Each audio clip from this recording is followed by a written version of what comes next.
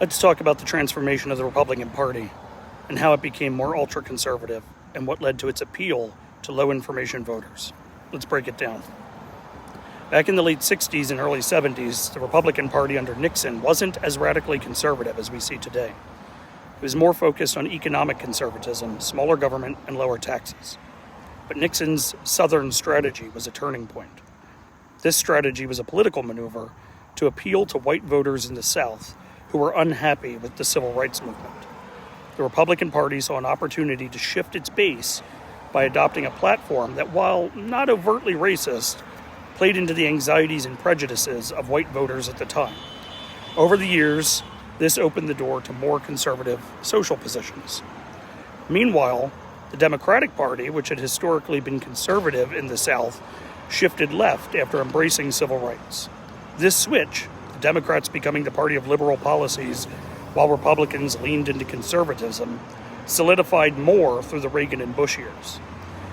But this is where things get even more complicated. During the 1980s AIDS crisis, Republicans were largely dismissive of the epidemic, framing it as a moral issue tied to homosexuality.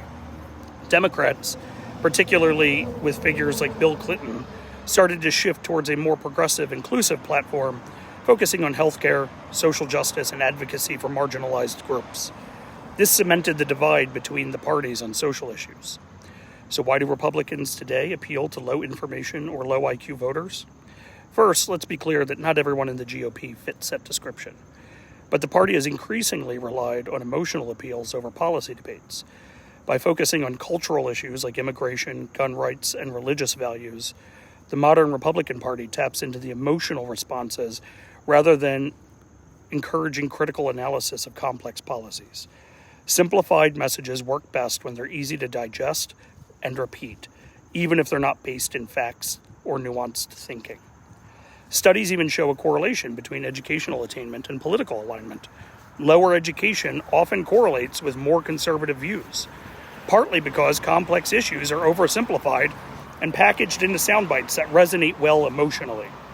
It's a deep history, but at its core, the shift towards ultra-conservatism and low-information appeal was a deliberate political strategy that has evolved over decades.